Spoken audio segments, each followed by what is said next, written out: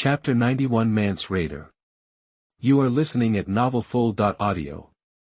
Tired, Gavin walked blankly on the hillside, overlooking the vast sea below. The waves crashed against the beach, making a deafening roar. The sea breeze blows gently, bringing with it the familiar and salty breath. A thin child was struggling to drag a heavy iron pot out of the sea, and then moved it with difficulty towards the firewood pile in the distance. The small body was crumbling in the strong sea wind. Gavin looked at this familiar yet unfamiliar scene, full of doubts. He quickly looked behind him, and finally fixed his gaze on the three towers standing in the distance. He thought quickly in his mind, this is the three towers' territory, why am I here? I understand, this is a dream. That just as Gavin was deep in thought, an old and deep voice suddenly sounded behind him. You should have died early from disease and hunger, but you broke the established trajectory of fate. What helped you?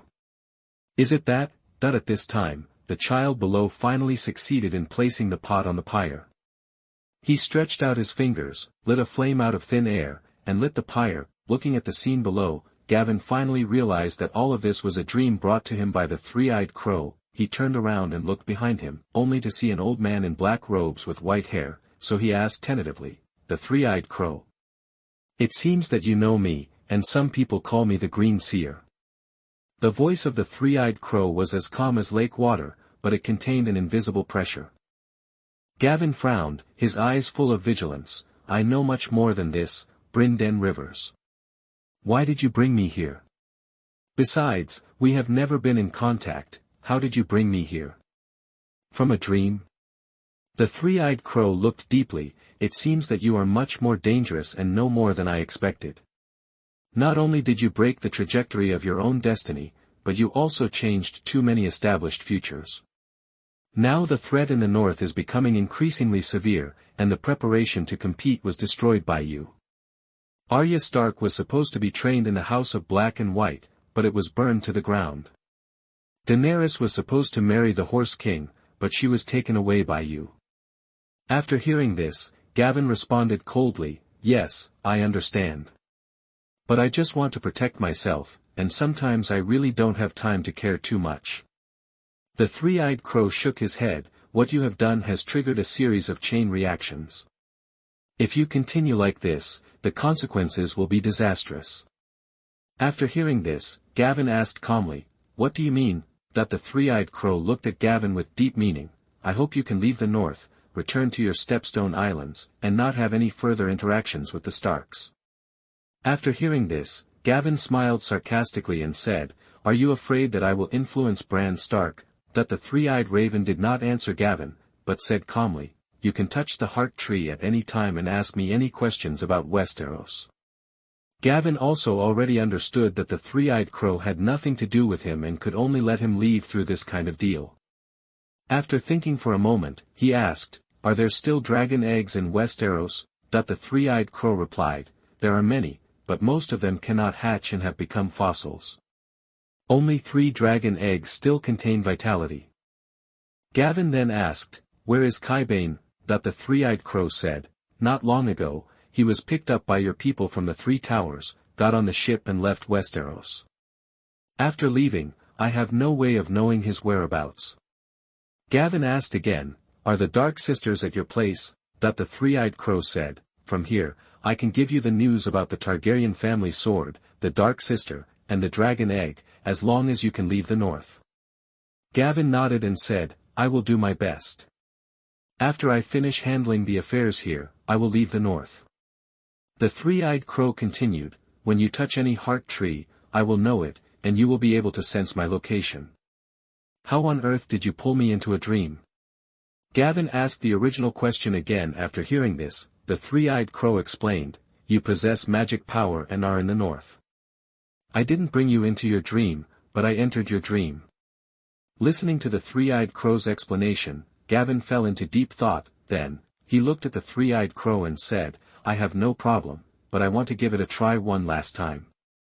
After saying that, throughout the dream, the sun became hotter and hotter, and in just a short moment, the vegetation on the ground began to burn and turned into ashes. Gavin witnessed this apocalyptic scene, and the dream world began to fall apart. Gavin woke up with a start and found Daenerys still sleeping peacefully in his arms. Under the moonlight, a crow stood in front of the window, fluttering its wings and flying away as Gavin stared. 3 days later, Gavin, who was on the boat thinking about the trip to Castle Black, received a message from Osha. The other party expressed the hope that Gavin could go ashore. After hearing this, Gavin did not hesitate and decided to find out what the other party's purpose was. On the boat, Gavin saw Osha from a distance, who was already waiting at the port. There was a hint of complicated and difficult to discern emotions in her eyes. After Gavin landed, he walked straight to Osha and asked first, "What's going on?" Osha looked at Gavin and responded succinctly, "Mance Rayder is here, and he wants to see you." When Gavin heard this, he was slightly startled at first, then smiled slightly and said, "In that case, let's meet." After saying that, Gavin followed Osha and once again passed through the familiar yet wild camp of the wildlings. Soon, Gavin came to the spacious hall again. At this time, only Mance Rayder was in the hall, sitting by the campfire, as if he was lost in thought. Mance Rayder saw Gavin coming in, but he didn't say anything, just looked him up and down. Gavin was the first to break the silence and said, "Mance Rayder, since you are looking for me, you must have something to say. Silence is not the way to treat guests." Mance Rayder smiled and said, "I'm sorry, it's hard for me to imagine that a southerner actually knows the news of the White Walkers. It seems that you are much more sober than those stupid lords in the south. I am curious whether you come here just to exchange some wood." After hearing this, Gavin answered frankly, "I came here just on the way. I just left Bravos, which is not far from here. It just so happens that I also want to know the current situation of the White Walkers, so I followed along to see." After hearing this, Mance Rayder nodded and said, "Your guess is right. The White Walkers are heading south, and we don't have much time left. During this period of time, I have been trying my best to unite the free tribes and encourage them to migrate south. However, the Great Wall is our obstacle. We need your ship so that our people can cross the Great Wall." Chapter 92 Black Castle. You are listening at NovelFull.audio. Gavin shook his head decisively and refused. "Mance Rayder, my ship is not a tool for you to invade the Seven Kingdoms. In order to prevent the White Walkers from becoming stronger, I can use the ship to take you to the island of Skagen for refuge, but that's all." Mance Rayder frowned, stepped forward and said, "Skagen Island? How can such a small island accommodate my people? Gavin, you are denying us the chance to survive." Gavin looked indifferent and said, "I understand your situation, Mance Rayder. But invading the south and provoking a war will bring more death and chaos. This is not a solution to the problem. Instead, it will make it easier for the White Walkers to break through the wall, and the chaotic Seven Kingdoms will not be able to resist the White Walkers." Mance Rayder sneered, "Death and chaos? When did the lords of the south care about the lives of us wildlings? They built a high wall to block us out and called us wildlings." Gavin said calmly, "Mance Rayder, even if you succeed in crossing the wall, what can you do? The White Walkers will not stop their steps to the south, and you will still be unavoidable in the end. And, because of your hatred of the Seven Kingdoms, invasion will completely lose the chance to resist the White Walkers. Of course, I can give you a chance to survive. If you are willing to be loyal to me, I will properly arrange a place for my people to settle down." Mance Rayder waved his hand angrily and roared, "Loyalty? You really have this idea? We free people will never kneel to anyone and will never become slaves of the Southern Lords. We are born free and die free." Gavin spread his hands, smiled helplessly, and said, "Mance Rayder, what you call freedom is robbery, plunder, and killing. When you step into someone else's territory, shouldn't you abide by the laws there? I am eager to gain the loyalty of the free people, and accordingly, I also give you a chance to live." Mance Rayder said firmly, "We follow the laws of nature outside the wall. We fight for survival. This is the way of survival for free people all the time." Gavin laughed after hearing this. "If you can't change the so-called way of survival, there will be no future survival." Mance Rayder stopped talking after hearing this, fell into silence, and seemed to be thinking about something. "If you want to rob ships, I advise you to give up this idea. Even if you succeed in robbing 1 or 2 ships by chance, you will be sunk by other warships. Gavin reminded, after being exposed, Mance Rayder said disdainfully, Gavin Valyrian, you seem to have us in your hands, but you don't understand the free people. Gavin nodded and said, maybe I really don't understand the free people, but I understand human nature. At the moment of life and death, people will change many of their previous insistences. After that, Gavin looked at Osha behind him and said, think about your children. Isn't it your job to save their lives? But then Gavin no longer paid attention to the silent 2 people, turned around and left calmly, saying as he walked, there is still plenty of time, think about it carefully, Mance Rayder. Since that conversation, Gavin has never met Mance Rayder again.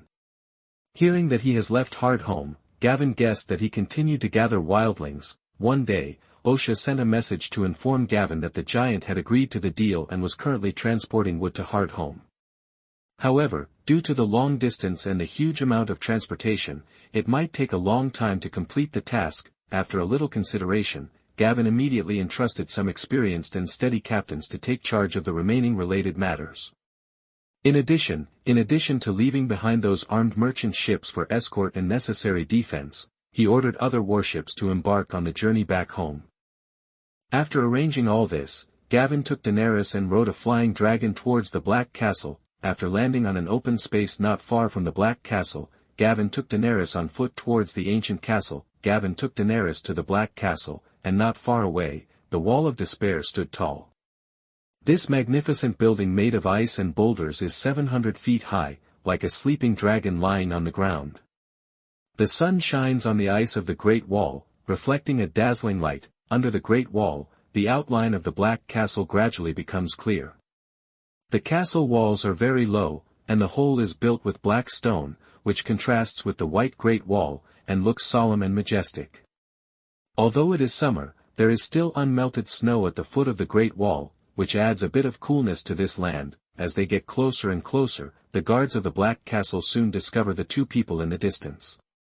Seeing that there are only 2 people, the guards don't care. When Gavin and Daenerys came to the bottom of the castle, the guard shouted, who are you and what is your purpose here? Gavin stepped forward and said to the guard, I am Gavin Bellerys, Lord of the Stone Archipelago. I came here with my servants and want to see Jeor Mormont, the commander of the Night's Watch. Please pass it on. After that, he turned sideways and glanced at Daenerys, who was already wearing a hood and dressed as a tomboy. The guard frowned, looked Gavin and Daenerys up and down, hesitated for a moment and said, wait here, I will report it. Then he turned and walked into the castle quickly. Not long after, the guard reappeared and raised his hand to signal, the commander agrees to see you, come with me. Gavin heard it, pulled Daenerys' sleeve, and the 2 followed the guard into the Black Castle.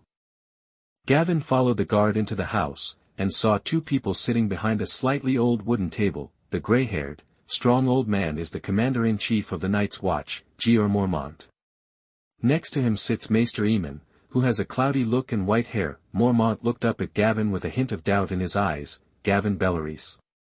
I have never heard of this family. Gavin bowed respectfully. Lord Commander, I became the lord of the newly opened territory with the Pioneering Order a few years ago. I have been operating in the south before, and it is located in a remote area. It is normal that you don't know. Mormont nodded and said, so that's the case. I know Sir Gavin of the Stepstones. It is also a great achievement for you to conquer the Stepstones. Maester Aemon on the side tilted his head slightly, as if trying to see Gavin and Daenerys clearly, his eyes searching them. After a few words of small talk, Mormont asked, so, Lord Gawain, what brings you all the way to the wall? Mormont frowned, then asked, and are there only 2 of you walking here? Chapter 93 Maester Aemon. You are listening at novelfull.audio. Gavin answered calmly, that's not the case, Lord Commander-in-Chief. I led the fleet to Bravos a while ago, and the ship landed at Eastwatch. The rest of the trip will be just me and my attendants. What do I want for this trip? Visit the Great Wall of Despair. I have only heard of the majesty of the Great Wall before, but I have never seen it. Mormont nodded, did not continue to ask, and said politely, "In that case, Sir Gavin will stay and visit. Castle Black is located in the north, and the conditions are difficult.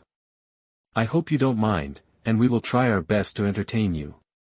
Gavin smiled, bowed and said, "Commander-in-Chief, thank you for your hospitality. The Night Watch Corps guards the Great Wall for the kingdom, which is admirable. I also brought a ship of supplies with me this time. The ships are anchored at Eastwatch and are available to the Night's Watch." When Mormont heard this, a grateful smile appeared on his face, and he nodded and said, "Thank you Sir Gavin for your assistance to the Night's Watch Legion. We will remember your generosity in our hearts."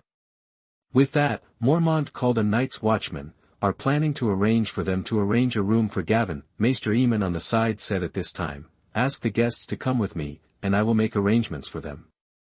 Mormont said to Maester Aemon, "Then I'll trouble you, Maester Aemon." Under the leadership of Maester Aemon, Gavin and Daenerys walked towards a wooden attic. Along the way, Maester Aemon walked slowly and introduced some of the layout and daily affairs in Castle Black to Gavin and others. Gavin listened carefully, but Daenerys's thoughts were always on Maester Aemon. Not long after, they arrived in front of the attic. Bachelor Aemon pushed open the old wooden door and said, "Sir Gavin, the conditions are limited, please rest here for the time being." Gavin walked into the house and looked around, although the furnishings simple, but also clean and tidy. "Thank you, Maester Aemon. That's very good," Gavin said. Maester Aemon nodded slightly and was about to leave, but Daenerys suddenly took a step forward and took off her hood. When Maester Aemon saw Daenerys's face, especially the striking silver hair and purple eyes, his body suddenly shook. His eyes first flashed with disbelief, and then were quickly filled with excitement and love. "Are you? Daenerys, child, is it you?" Maester Aemon's voice trembled slightly. Daenerys's eyes were red, and she walked forward quickly. "Uncle Aemon, it's me." Maester Aemon held Daenerys's hand tightly and said with worry, "My child, it is too dangerous for you to return to Westeros. You must be careful and hide yourself." Maester Aemon then turned his gaze to Gavin and asked doubtfully, "Viserys, you changed your name and gained a territory." Upon hearing this, Gavin knew that Maester Aemon had misunderstood. After all, he also had silver hair and purple eyes, and was about the same age as Viserys. He was about to explain. A trace of sadness flashed in Daenerys's eyes, and she said first, "Uncle Aemon, my brother Viserys is dead. He was killed by an assassin sent by the usurper. He is Gavin, my fiancé, and remnant of Valyria." "You are mistaken." Maester Aemon looked at Gavin in surprise, then returned his gaze to Daenerys, and said solemnly, "My child, I just hope that you can leave here as soon as possible and not get involved in the disputes about the Iron Throne again. Incognito live well." After saying this, he looked at Gavin with hope and entrustment in his eyes. "Sir Gavin, I hope you can take good care of Daenerys." Gavin nodded solemnly and assured with firm eyes, "Maester Aemon, don't worry, I will protect her." Daenerys bit her lip and said softly, "Uncle Zeng, I know you are thinking about me, but—" At this time, Gavin said from the side, "Maester Aemon, we are here this time. Firstly, Daenerys wants to meet your relative. Secondly, Daenerys hatched a red baby dragon. And I brought back a 20-meter-long golden dragon from my expedition in Valyria, but we know very little about dragons, and I came here to ask for your advice." After hearing this, Maester Aemon had a complicated look on his face and said slowly, "The Targaryen family prospered because of the dragon, and also fell due to the extinction of the dragon. You should take the dragon with you when you come. The dragon master leaves the giant. The dragon queen is extremely vulnerable to danger and even being killed." Gavin responded, "Don't worry, I have a plan for this." Maester Aemon said with a serious face, "You two must disguise yourself so that no one in the castle notices you. I can't stay here for long. I will come back to find you in the evening." Gavin and Daenerys looked at each other. Gavin nodded and said, "Okay, Maester Aemon, we will act carefully and everything will be done as you say." Daenerys also said softly, "Uncle Zeng, we are waiting for you." Maester Aemon nodded slightly, turned around and left in a hurry. Night enveloped Castle Black, and the cold moonlight poured onto the ancient stone walls. On the city wall, there were only 2 torches swaying in the night wind, emitting a weak and dim light. A guard leaned against the city wall. During this long and cold night, his eyelids became heavier and his head drooped from time to time, looking drowsy. Suddenly, there was a slight flapping of wings in the silent night sky. Viserion's vigorous figure took advantage of the darkness and flew silently over Castle Black. Its red scales sparkled with a mysterious luster under the intertwining light of the moonlight and torches. It hovered for a short while, then found its direction and flew quickly towards the room where Gavin and the others were, passed through the window, and flew into Daenerys' arms. Daenerys stroked its scales tenderly. At this time, Maester Aemon squinted his eyes and tried to get closer, trying to see the dragon clearly. He stretched out his hand and gently touched Viserion's scales, feeling the hard and warm texture with his rough fingers. Viserion seemed to sense the same bloodline as Daenerys in Maester Aemon, and did not resist. Instead, he lowered his head slightly, as if to express his approval. Maester Aemon's eyes were moist and he sighed. I never thought that I would see the dragon of the Targaryen family in my lifetime. In the past, the dragon was the symbol and power of the Targaryen rule. Now its reappearance may be due to fate. Guidance. However, little Daenerys, even if you have a dragon, you must be careful. This dragon may be your help or bring you disaster. In any case, I hope it can lead the Targaryen family back. Glory. Daenerys hugged Viserion tightly and looked at Maester Aemon firmly. Uncle Zeng, I must take back the Iron Throne. Gavin stood outside the door watching the wind, listening to the conversations coming from inside the house, and thinking about the possible dangers of finding the three-eyed crow. Chapter 94 Leaving. You are listening at novelfull.audio. The next day, probably because of Gavin's assistance, when Gavin asked to see the Heart Tree, Jeor Mormont, the commander-in-chief, personally led Gavin there. They passed through the deep tunnel under the Great Wall and came to Whitetree Village. In the center of the village stood the ancient fish beam wood. It was tall and pale, and the carved face on the trunk was looming in the shadows. The sparse dark red leaves formed a sharp contrast with the pale branches covered with residual snow. The surroundings were a desolate scene, with white snow and a cold light in the weak sunlight. The cold wind whistled and rolled up the snow on the ground, making people unable to help but wrap their clothes tightly. The ground was frozen hard, and the dead grass trembled in the cold wind. The fish beam wood stood alone on this cold land, like a silent guardian, witnessing the changes of Whitetree Village over the years. The snow around it seemed thicker than elsewhere, perhaps because the falling snowflakes accumulated over a long period of time. The entire Whitetree Village was immersed in coldness and silence, with only the sound of the wind occasionally breaking the silence. Gavin and his companions slowly walked to the bottom of the fish beam wood.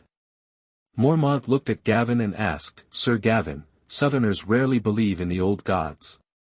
What about you? Gavin smiled and replied, I believe in the 7 gods, but I respect all gods. Since I have come to the north, I naturally have to pay homage to the fish beam wood of the old gods.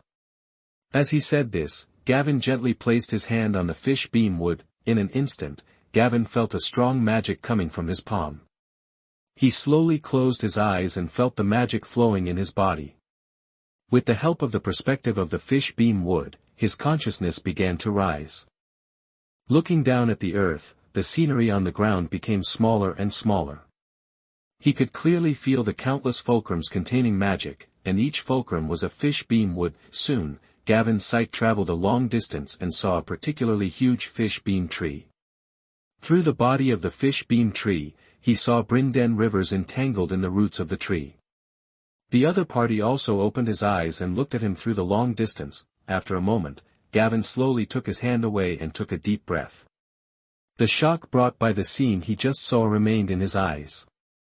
Mormont looked at Gavin on the side, his eyes full of curiosity and questions. Gavin calmed down, turned his head to look at Mormont, and said with a smile, Commander-in-Chief, take me to see the Great Wall. Taking the wooden elevator, Gavin finally climbed the 700-foot-high Great Wall. Gavin stood on the Great Wall and looked into the distance. In the distance was an endless and vast scenery. Mountains, forests, and fields spread out in front of his eyes. The cold wind blew and lifted his cloak. Mormont said beside him, shocked, isn't it, Sir Gavin? Gavin nodded and responded, yes, it is indeed shocking. Mormont smiled and continued, yes, when I first came here and saw this scene, I was just like you. It's just that I come here every day to inspect, and now I am tired of it, and I don't feel the shock I had at the beginning. Then Mormont leaned on the wall with both hands, and said solemnly, recently, the activities of the wildlings in the north have become more and more frequent, and I don't know why. After hearing this, Gavin wanted to mention the existence of the White Walkers, but thought that the other party might not believe it, so he gave up. He then said, there are also many prisoners in the Stepstones. I will send a ship to escort them to Eastwatch. When the time comes, you can send someone to receive them, Lord Commander. After hearing this, Mormont bowed and said, thank you, Sir Gavin, for your support for the Night's Watch. Gavin nodded slightly, without saying anything, just quietly looking at the scenery in the distance. The continuous mountains were covered with snow, like a silver-white quilt covered when the earth was asleep, and the sun shone on them, reflecting dazzling light. The biting cold wind blew on his face, but he felt extremely comfortable at the moment, as if all his troubles were swallowed up by this vast world. The flying birds in the distance crossed the sky, adding a touch of vitality to the silent picture. Gavin took a deep breath of the cold and fresh air, enjoying this moment of tranquility and freedom. 3 days later, Gavin took Daenerys and Maester Aemon to say goodbye. Maester Aemon's eyes were moist, full of concern and reluctance for Daenerys. Gavin bowed with Mormont and Maester Aemon, then turned around and left slowly. Lord Commander Mormont, who was standing by, seemed to have some feelings when he saw this scene. He looked at Maester Aemon with a hint of doubt in his eyes, but he didn't ask in the end. After Gavin took Daenerys away from Castle Black, he released Blazing Shadow and flew towards the three-eyed raven. On the dragon's back, Gavin briefly explained the three-eyed raven to Daenerys. Blazing Shadow spread its wings and flew over the majestic Great Wall.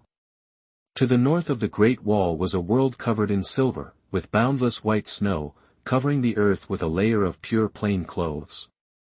The cold wind blew, raising the snow mist, which flashed a dreamy luster in the golden sunlight. Blazing Shadow was extremely fast, like a golden lightning across the sky. In less than a moment, Gavin saw the extremely huge fish beam wood. It stood tall in a forest, its thick trunk reaching up to the sky, its dark red leaves swaying slightly, as if telling an ancient secret. Gavin commanded the Blazing Shadow to descend. The Blazing Shadow uttered a clear cry and circled towards the fish beam tree. As the Blazing Shadow landed next to the huge fish beam tree, a short female child of the forest came out of the cave under the tree and came forward.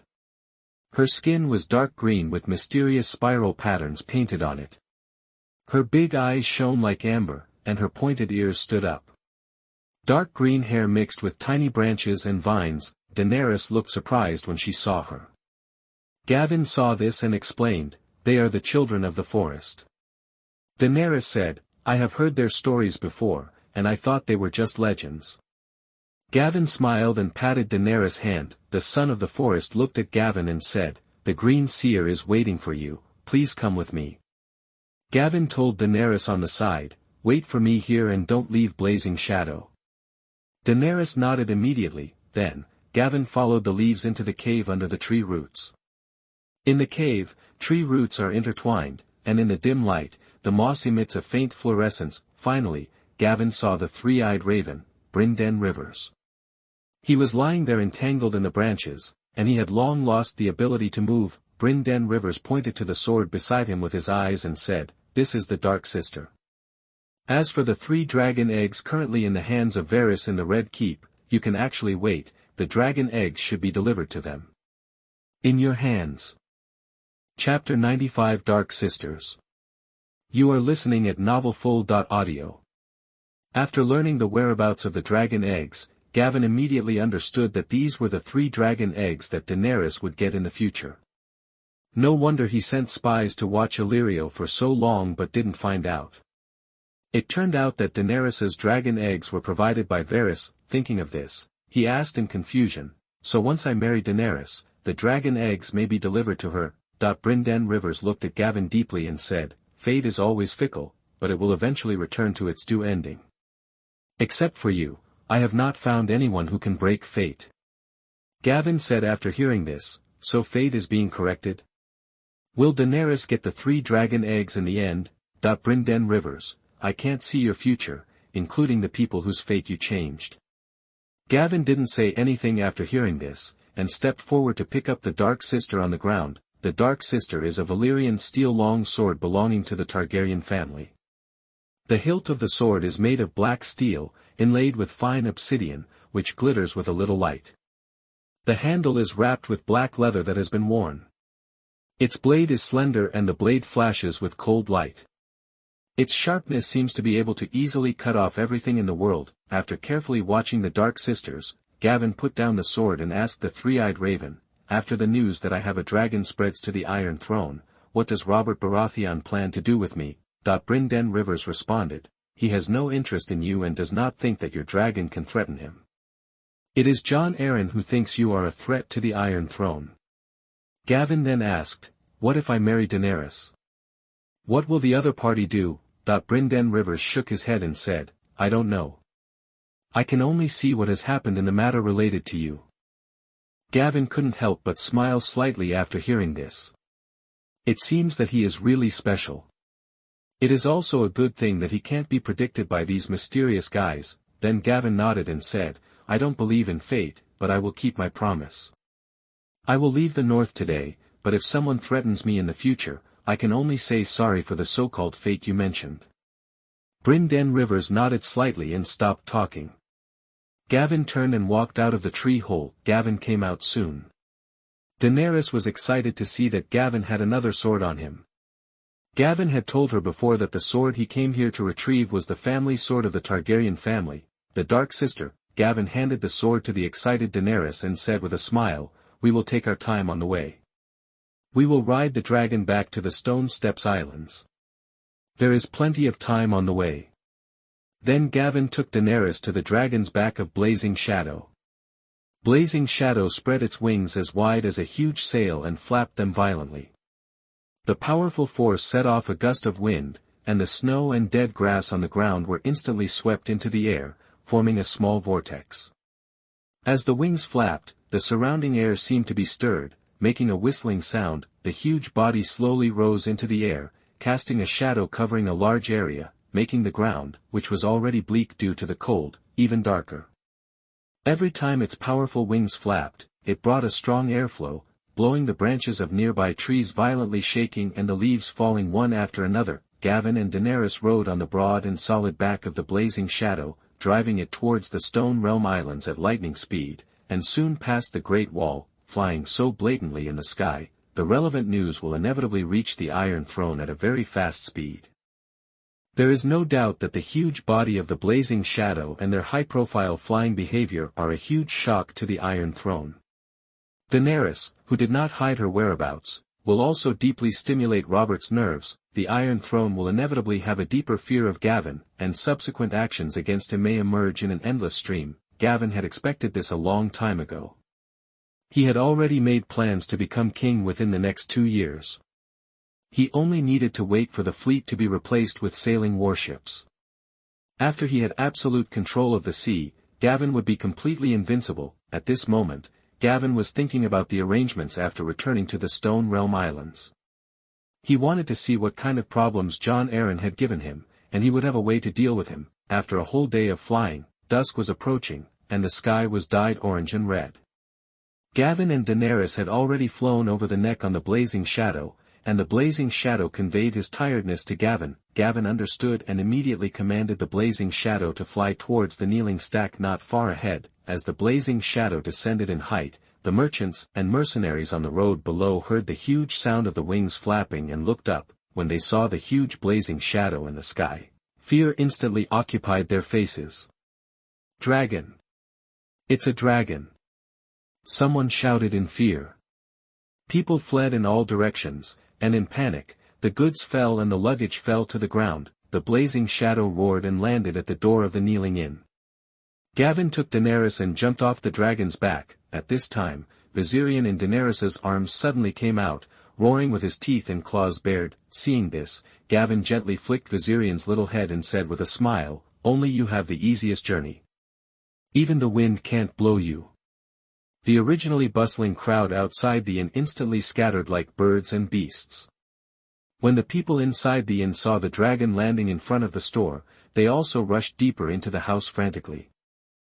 Gavin looked calm, holding Daenerys' hand, and strode into the inn. After seeing the dragon master entering the store, the frightened proprietress Martha walked over tremblingly. As she approached, Valyrian, who was standing on Daenerys' shoulder, suddenly hissed a warning at her. The frightened boss lady immediately stopped, her eyes were full of fear, her body was shaking uncontrollably, and she didn't dare to come close for a while. Upon seeing this, Daenerys immediately comforted Valyrian. And Gavin took out a few golden dragons, handed them to him and said with a smile, "Sorry for scaring you, don't be afraid, these money are compensation for delaying your business. Please prepare some food and a room for us. In addition, I want 5 sheep from the sheepfold behind you and bring them to the door to feed my dragon." After hearing this, Martha, the wife of the boss, stammered, "Sir, this dragon is too scary. I dare not feed it." Her voice was trembling, and her hands kept twisting the corners of her clothes. Gavin smiled and said, "You just need to drive the sheep to the door, and I will do the rest." Then he urged, "Go and get ready." Martha nodded tremblingly and hurried to get ready. Chapter 96 Taz Island. You are listening at novelfull.audio. Gavin and Daenerys found a place to sit down. People hiding in the corners of the inn peeked their heads out and looked back and forth at Gavin and Daenerys in the distance. They looked at the iconic silver hair and purple eyes of Gavin and Daenerys, and began to whisper among themselves. "Look, those eyes and hair are the characteristics of the Targaryens. They are also riding dragons. The Targaryens have come back," a bearded businessman whispered. "Hiccup, don't talk nonsense. All the Targaryen dragons have been extinct for more than 100 years. How is that possible?" A drunk businessman retorted.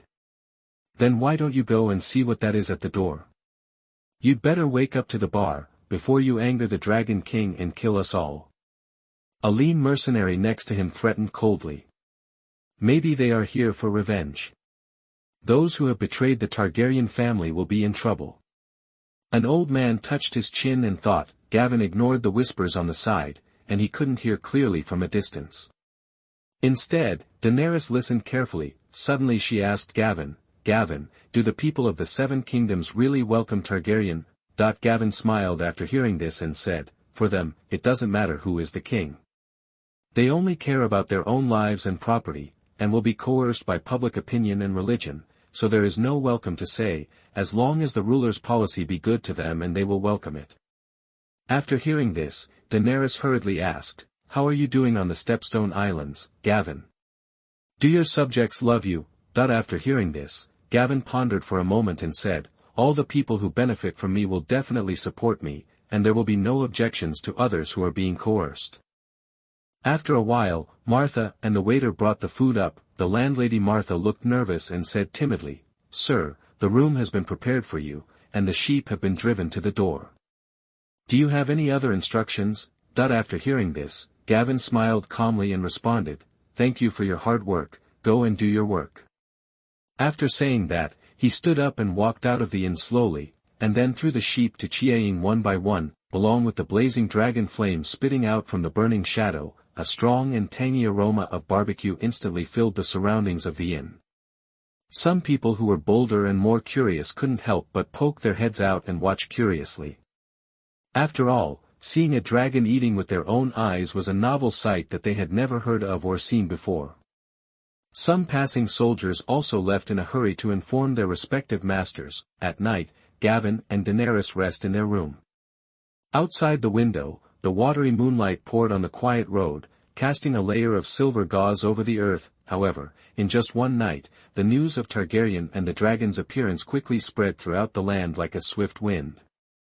As countless ravens fluttered their wings, the news spread rapidly to the entire 7 kingdoms. The next day, Gavin and the others got up early, tidied up briefly, and set out on the road again. As Long left, everyone in the inn felt relieved and let out a long sigh of relief. They continued their respective journeys, spreading the news of last night's strange events as fodder for later bragging. Gavin and the others rode Blazing Shadow toward the southeast for a whole day. Different from the vast land and sparse population in the north, the Riverlands and Stormlands, the hinterland of the kingdom, present a densely populated and bustling scene. Countless people raised their heads in astonishment, looking at the Blazing Shadow flying rapidly overhead, pointing at the sky, and kept exclaiming in surprise. The travelers on the road stopped in their hurry and looked up at the sky. The farmers working in the fields involuntarily raised their heads from the fields, before they could put down the farm tools in their hands. Everyone's eyes were attracted by the majesty in the sky. The domineering Chiang was deeply attracted. For a time, Chiang's huge body and majestic posture that covered the sky and the sun were like a profound and shocking mark, engraved in people's minds. At dusk, Gavin and the others had already flown over the Taz Strait, and the Taz Island ahead was vaguely visible in the hazy twilight. Gavin introduced to Daenerys, "We are about to arrive at the island of Tarth. This place is controlled by the Tarth family in the Hall of Dusk. Let's rest on the island for a while before heading on. We will arrive at the Stepstone Islands early tomorrow morning." Daenerys responded, "Well, Gavin, I listen to you.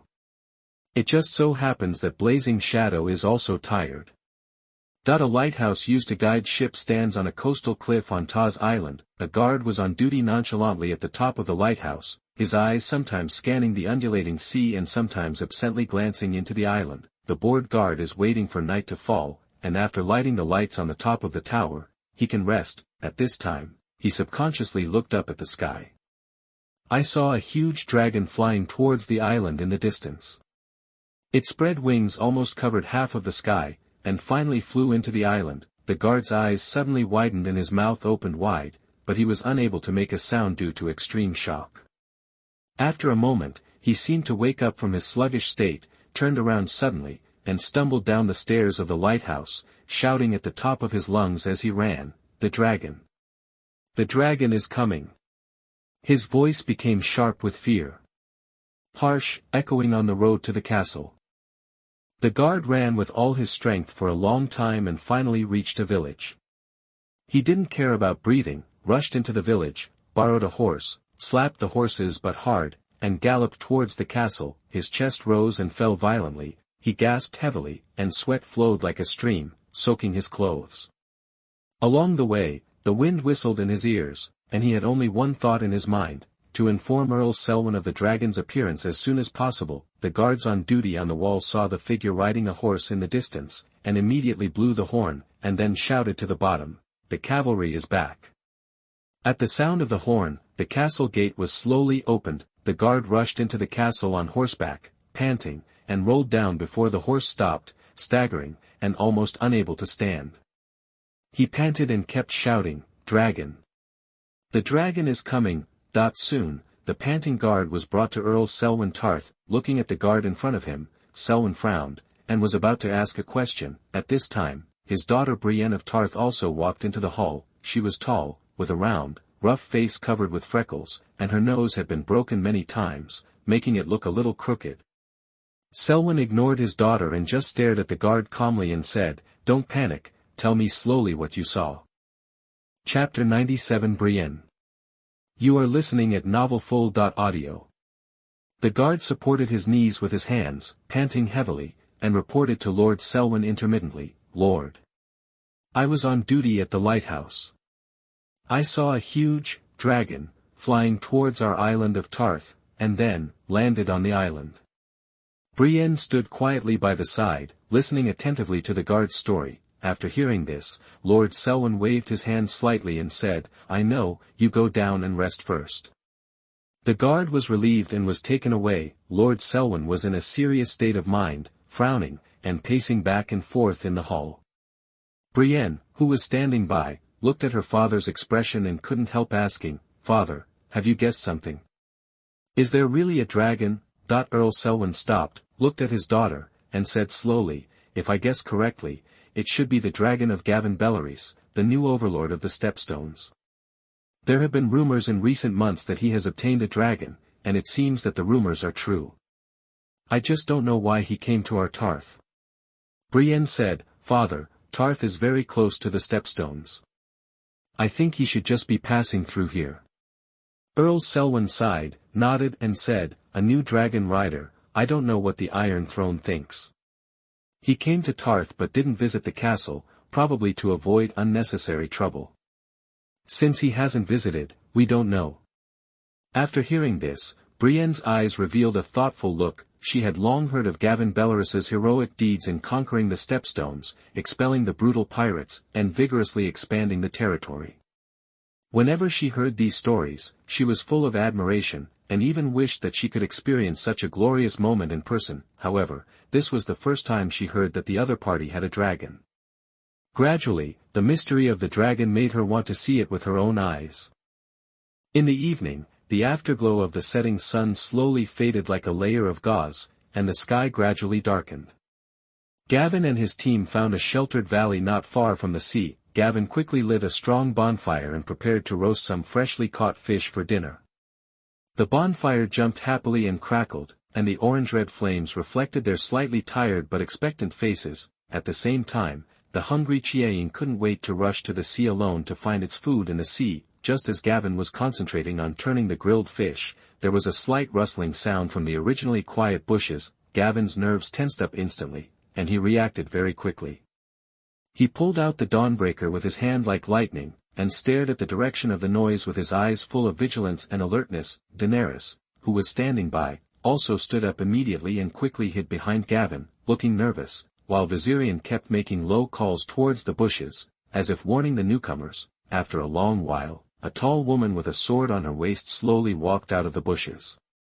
She was covered with a little dust and her hair was a little messy. After Brienne walked out of the bushes, her eyes quickly swept over the people present. Her eyes first stayed on Daenerys for a moment, and then moved away. When she looked at Valyrian and Gavin, who was holding the Dawn and looking alert, with a little surprise, she was confused. According to the rumors, Gavin's dragon was not so small. Brienne raised her head slightly, stared at Gavin and asked tentatively, "Excuse me, are you Sir Gavin?" Her voice was steady and powerful, with a hint of respect. Gavin looked at Brienne's tall figure, guessed in his heart, put away the Dawn, and said, "I am. Don't you want to introduce yourself?" Brienne took a deep breath and said, "My name is Brienne of Tarth. I heard about your conquest of the Stepstones, so I came to see you." Gavin raised his eyebrows and looked Brienne up and down, saying, "So you are the lady of the Tarth family. I wonder what you are here for." Brienne said sincerely, "I admire your heroic deeds, and I also want to see what the person who can do such a feat looks like. In addition, I heard that you got a dragon, but I have a question in my mind. It is rumored that you have a golden dragon, but why did I see this little dragon today?" Gavin chuckled, glanced at Valyrian, and explained, "This is not my dragon, it is Daenerys's. My dragon went to the sea to find food." "Is it the princess of the Targaryen family?" Hearing this, Brienne looked solemn and asked with a puzzled tone. At this time, Daenerys, who had been silent all the time, said, "I am Stormborn Daenerys Targaryen, Brienne of the Tarth family. It seems that you feel embarrassed to hear my existence. Are you going to capture me and offer me to the usurper?"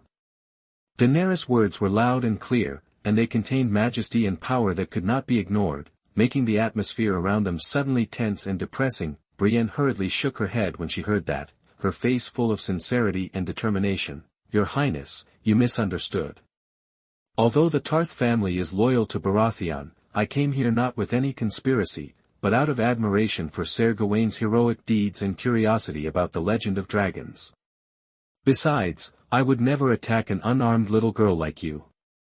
Hearing the complex emotions flashing in the eyes of the unarmed Daenerys, she slowly said, "Ms. Brienne, thank you for your attitude towards me. Compared with the usurper who keeps sending assassins to me, he is not even as good as a woman." Brienne frowned and said, "Your Highness, do you have any solid evidence for your accusation against His Majesty the King? As far as I know, he was a warrior with great honor in the past. You can't slander him because of hatred." At this moment, a huge shadow covering the sky and the sun instantly enveloped Brienne. She looked up involuntarily and saw a golden dragon landing behind Gavin. The dragon's powerful wings flapped violently, and the whistling wind blew out the blazing bonfire. The well-fed and well-drinking blazing shadow happily nudged Gavin with his head affectionately, as if telling him that he was ready to soar into the sky next. Gavin gently stroked Blazing Shadow and said to Brienne, "Miss Brienne, I understand your position. Time will reveal the truth. Pay more attention to the news from Bravos. I think there will be news soon." Gavin took Daenerys back to the dragon's back, then, he said to Brienne, who was already stunned on the ground, "This is my dragon, Blazing Shadow, Brienne of Tarth. I look forward to seeing you again in the future."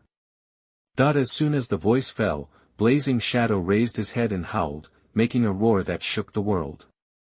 Then, it spread its extremely wide wings, fluttered violently, rushed into the sky with overwhelming force, and instantly disappeared into the vast sky. Chapter 98: The Current Situation of the Territory. You are listening at NovelFull.audio. The bloody morning sun slowly rose from the horizon, shining on the vast sea of Bloodstone Island. The early morning sea breeze, mixed with the smell of sea salt, blows through the busy port. People at the port are busy loading and unloading cargo ships one after another, craftsmen are busy repairing fishing nets, and fishing ships are preparing to go out to sea. Some vendors were selling fresh seafood. In the midst of this noise and busyness, a roar suddenly came from the sky. People stopped what they were doing and looked up at the sky in horror. I saw an extremely majestic golden dragon, stretching out its huge and strong wings. Under the sunlight, its golden scales shone brightly, like a car from the gods descending to the world. Gavin is riding on the back of the dragon, standing tall and tall.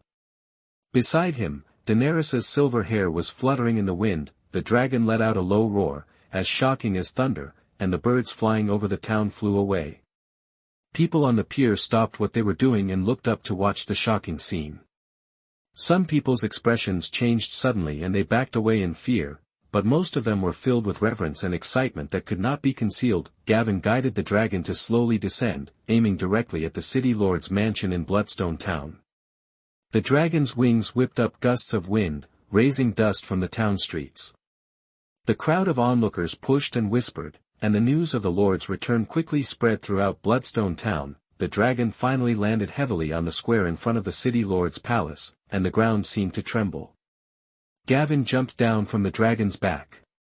His eyes swept over the onlookers, and seeing the surprise and awe on their faces, a smile appeared on his lips. Daenerys also got off the dragon's back, her white dress dancing in the wind, like a beautiful goddess standing on the dragon's flanks. "Look, this is my territory," Gavin whispered to Daenerys, then he turned around and walked toward the gate of the city lord's mansion. Behind him were the giant dragon that slowly folded its wings and the shocked residents of Bloodstone Island. In the evening, the sky was gradually dyed with golden light, and the afterglow gently shone on the city lord's mansion on Bloodstone Island, adding a bit of warmth and solemnity to it. This normally tall and solemn building is now even more brilliant under the light, as if it is about to witness an important moment. Officials on the island, regardless of their positions, all hurried over and gathered in the city lord's palace with their own concerns and expectations. Although the preparations for this banquet were somewhat hasty, and many governors of distant islands were unable to attend in person due to various reasons, Gavin still decided to take this opportunity to announce a major news to his retainers and subjects. I have a fiancé." At the banquet, the atmosphere was warm and cheerful. Gavin, dressed in fine clothes and smiling, personally led Daenerys into the venue. Her appearance was like the brightest star in the night sky, instantly attracting everyone's attention. Following Gavin's formal introduction, the officials stepped forward to pay their respects to the future hostess in the most respectful manner. Their attitude is sincere and enthusiastic, not only respecting Daenerys herself, but also highly recognizing Gavin's decision. At this moment, Gavin deeply felt people's attention and expectations for obtaining an heir, which was far beyond his previous imagination. As the night gets darker, the candlelight flickers in the study, casting a soft and mysterious veil over this quiet space. Under the dim light and shadow, the four walls seem to be immersed in deep thoughts. As soon as the banquet ended, the governor of Bloodstone Island, Boris, arrived in a hurry. His expression showed a bit of solemnity.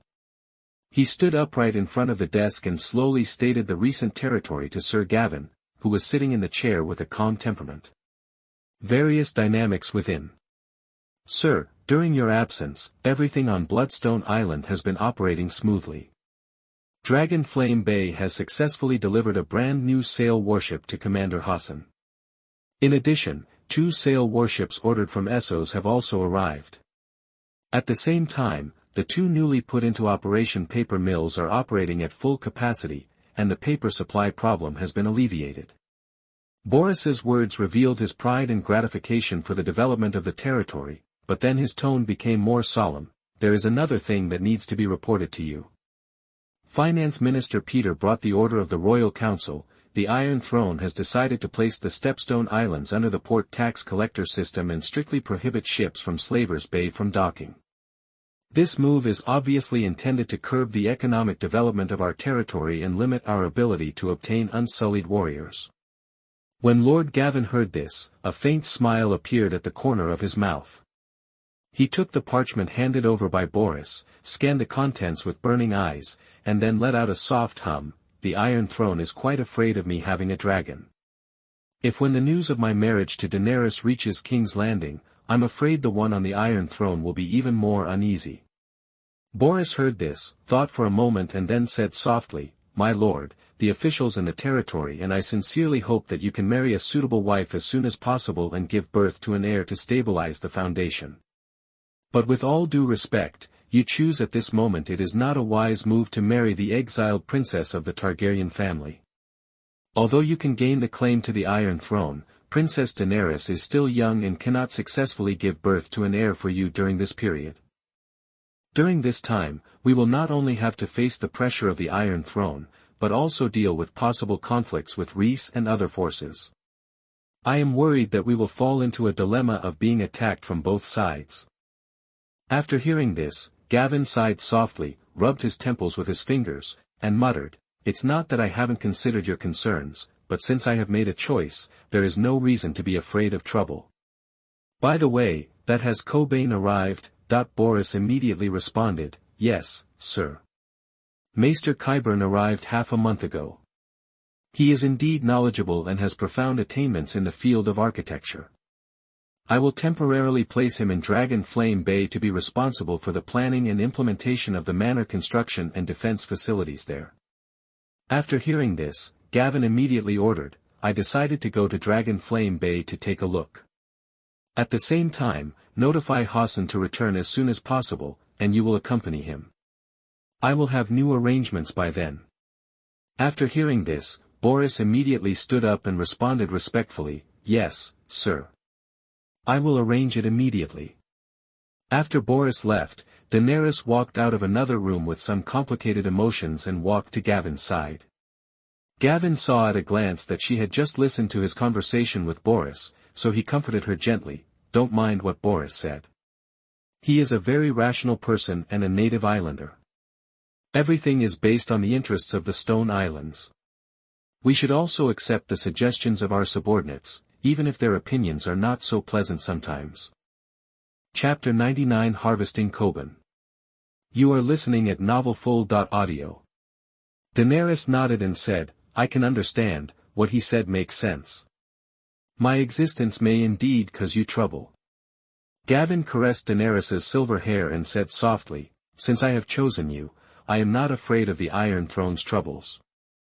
Moreover, even without you, the existence of Blazing Shadow is enough to make the Iron Throne take action." Daenerys asked curiously, "Gavin, how about Commander Hassan?" Gavin smiled and explained, "Hassan's ability is mediocre and cannot be compared with Boris, who is excellent in political affairs. But Hassan's loyalty is unquestionable, so I handed the fleet to him." Daenerys listened and nodded in understanding. Gavin continued, "We will live in Dragon Flame Bay in the future. Although the business there is not as developed as here on Bloodstone Island, Dragon Flame Bay has a natural dragon cave, which is easy to defend and difficult to attack. Our roots are dragons. It's better to stay closer to the dragon. There are still 11 dragon eggs in the dragon's lair, and as long as we hatch them all threats will no longer be a problem." Daenerys smiled slightly and said expectantly, "I really want to see what the dragon's lair looks like soon." After hearing this, Gavin said, "We will go there tomorrow. I also want to see how the construction is going." Early the next morning, before the sky in Bloodstone Town was completely bright, Gavin and Daenerys were ready to go. Chiang's huge figure in the square attracted attention, the dragon's wings spread out, casting a shadow. Gavin and Daenerys boarded the dragons back together. Blazing Shadow roared and took off suddenly, instantly breaking through the quiet morning light. Even though she has flown in the sky countless times, Daenerys is still new and excited. The rays of the morning sun shone on her and Gavin, and their figures merged with Blazing Shadow's giant wings, as if they were the arrival of the legendary gods. Soon after, they flew to Dragon Flame Bay. Looking down, the scenery of Longyan Bay is breathtaking. Under the cliffs, the waves rolled and crashed, making a sound like roaring waves. Chiang flew directly into the huge naturally formed cave of Dragon Cave.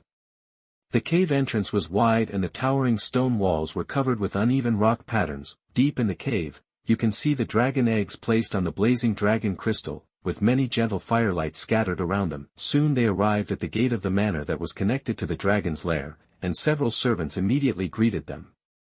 Daenerys looked around, marveling at the beauty and majesty of the place. The main building of the manor has been basically completed. The high walls and towers built with pure white stone, combined with the rounded corner design of the defensive wall, make the manor look both solemn and strong. The garden is filled with different types of plants. Although the newly planted flowers and trees still look immature, the future of the garden can already be seen. Gavin and Daenerys, led by servants, inspected the entire manor. Daenerys excitedly shared her joy with Gavin, who was always smiling and listening to her every word. After finishing their inspection, they walked to a remote study. Gavin stopped at the door and smiled. Daenerys, you go to rest first. I have something to talk to Qyburn. Daenerys nodded and responded softly, okay, Gavin. Gavin stepped into the study, where Maester Qyburn was already waiting. Coben's face is slightly older, but his eyes are still sharp, and he exudes an aura of wisdom and prudence. After Gavin sat down, Coben immediately stood up and saluted, Sir Gavin, long time no see. Gavin nodded and motioned for Qyburn to sit down, and said directly, Bachelor Qyburn, I have seen the construction of the manor, and you have done a good job. We haven't seen each other for 3 years after we left the school. I looked for him after returning to the old town. But you were gone by then. Coben looked at Gavin with a complicated expression. This bachelor's assistant who once studied with him has now achieved so much in a short period of time. The change in identity made it difficult for him to adapt.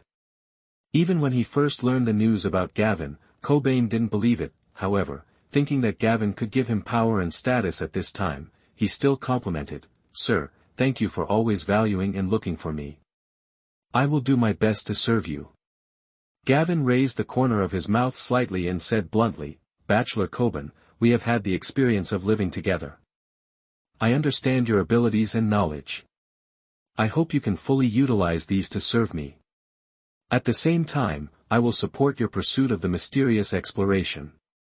Can you tell me what happened in the school? That when Coben heard this, he looked slightly embarrassed and said slowly, Actually, the matter is not complicated.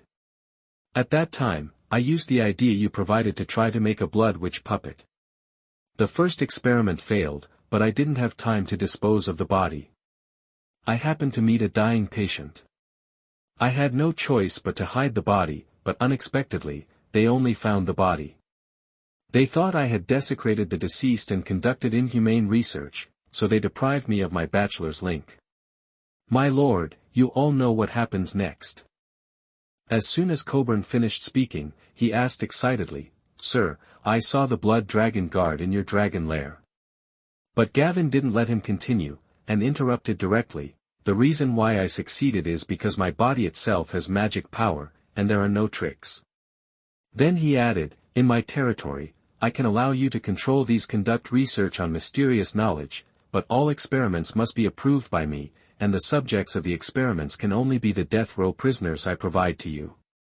After hearing this, Coben immediately promised, Thank you for your support, sir. I will never violate your request. Please rest assured. Gavin pondered for a moment, then slowly said, Due to paper reasons, the academy did not send me a bachelor.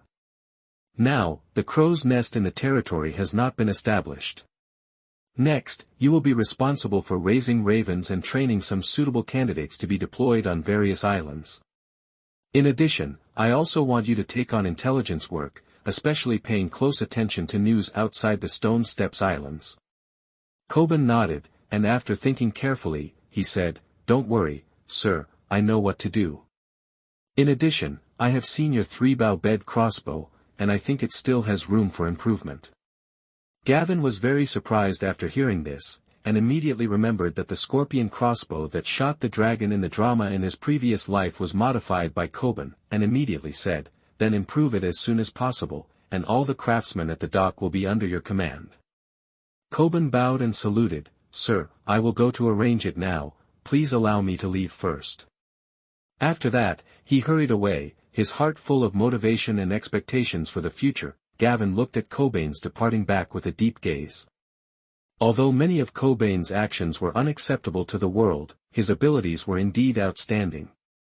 He just needed to be cautious when using him. Chapter 100 New Crossbow. You are listening at novelfull.audio. 2 months later, in the deep-water port of Dragonflame Bay, the sun shines on the sparkling sea, reflecting a golden glow. Gavin stares intently at the 3-bow bed crossbow after Coben's transformation, looking forward to its performance. "Ready!" Coben ordered, and the operator skillfully tightened the loaded crossbow arrows. The sun flickered on the crossbow arrows of the elite body, as if foreshadowing the upcoming shocking moment. Fire! With Coben's order, a loud bang echoed in the port, and the crossbow arrow flew out like lightning. It seemed that a hole was broken in the air, and the crossbow arrow tore through the sky at an incredible speed, bringing a gust of wind. I saw a black shadow instantly penetrate the side of a ship in the distance. The huge kinetic energy instantly burst the side planks to form a hole, and wood chips scattered like rain.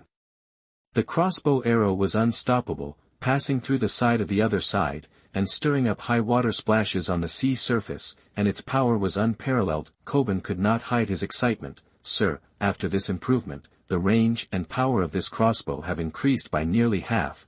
Hassan's eyes lit up and he said excitedly, "Sir, in my opinion, we should immediately start replacing the crossbows on all warships." His words were full of anticipation and excitement, as if he had already seen the victory brought by the new crossbow in future battles. Gavin asked Coben, "How long does it take to make a new crossbow?" Coben immediately explained, "Because it is modified on the basis of the original one, the replacement speed is very fast.